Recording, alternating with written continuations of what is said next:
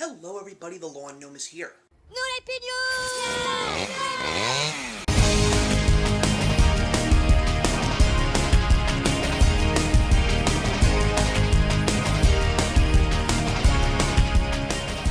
Today we are going to talk about Despicable Me 3, the third, or technically the fourth installment in the ever-popular Illumination Entertainment Despicable Me franchise, once again reuniting Steve Carell and Kristen Wiig, and with an addition of Trey Parker, a person who I never would have anticipated to see in this movie. We see Gru up to his good doings, and all of a sudden a new thing is thrown into his life, because first it was his 3 adopted daughters, second it was his now wife in Lucy, and now he finds out that he has a twin brother, Drew, and this guy is anxious to meet him.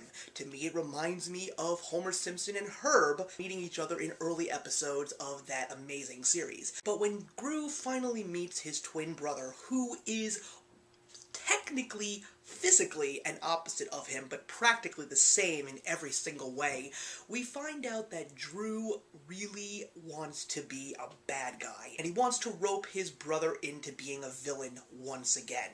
And I gotta say that the trailers and the story looked fantastic, especially when I saw the character of Balthazar Bratt, who is the main villain in this film, played brilliantly by Trey Parker. We'll get into that a little bit later. While it had the makings of a really great sequel, because Despicable Me is a franchise that I'm not the biggest fan of. I didn't like the first one, but I really did enjoy the second one.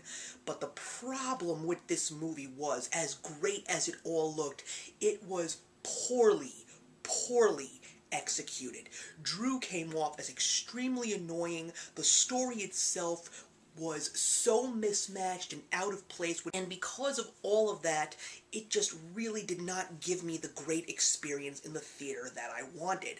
I also thought that it was going to be a great thing for Steve Carell actually voicing 2 different characters. Even though there are similarities, there are some differences in Drew and Gru, but Drew just did not become the truly fleshed out character that Gru has become over the years. I was just looking at my wife, who went to go see it with me in the theaters, and she agreed with me as well. You know, when a movie that we were really excited for, especially when its predecessors had done a decent job, this one was just no longer about continuing the story in a positive way. Let's just see how much money that we can stuff in our pockets through this. Also, it was funny how there were even some meta moments in this movie, because a lot of people were not the biggest fans of the Minions movie, and that's including myself. And the Minions are not really much in this film. They have a story, and I gotta admit, it's a very cute story, but at one point in time, there's a moment where you truly miss the Minions, and strangely enough, even the movie realizes that we miss the Minions, and I thought that that was a really funny touch. But I will say that there were some saving graces in this film. One of them is definitely the story that revolves around Agnes, because she is everyone's favorite cutesy character, and she really has an adorable little story that is definitely something that little ones can take away from, something that they can learn, something that parents can teach them. It's probably one of the biggest side plots of the film, but it definitely is entertaining and cute to watch. But the highlight of this movie, without a doubt, is Balthazar Bratt. Trey Parker did so much right with this character. I was a little upset that he got so little screen time in the middle of the film, and it reminded me of a lot of the reasons why I didn't like the first one, because the villain, who was played by Jason Segel, is practically non-existent throughout 2/3 of the film, and when he is on screen, he's funny. And the same could be said about Balthazar Bratt. He comes in like maybe every 10 or 15 minutes with a tiny little segment, and then at the end he finally gets a big moment, and believe me, it is so much fun to watch. Fans of anything 80s are going to love this character, and Trey Parker just milked it in all the right ways for all that it was worth. There's 80s music, there's 80s fashion, there's 80s pop culture references. I even love his backstory and how it reminded me of the classic 80s child actor. Even the uses of technology to make old footage look like old 80s television is just absolutely hysterical, and I felt that that was a very big win for the film. It was just the fact that it was used so little when they could have done so much more with it, and I feel it would have added so much more to the film as well. Is this a movie that I feel that is worth seeing in theaters? You know what, if you're a fan, go right ahead, but quite frankly, I looked at my wife and we thought that it would probably have been better if we skipped it.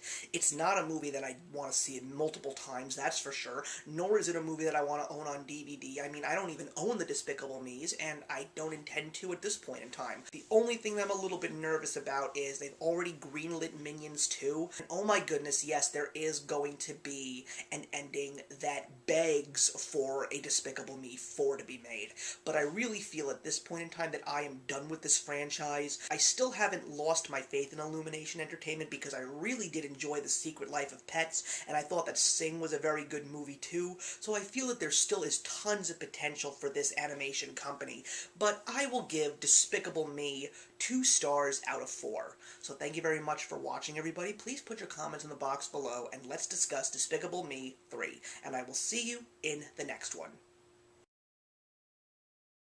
Hey, thank you so much for stopping by my channel today. If you're new here and want to see more of what my channel has to offer, please click on the link to my last video, or hit that subscribe button to be kept up to date with all of my uploads. Content of all sorts is posted here quite often, so trust me, you do not want to fall behind. I will see you in the comments, and actions speak louder than words.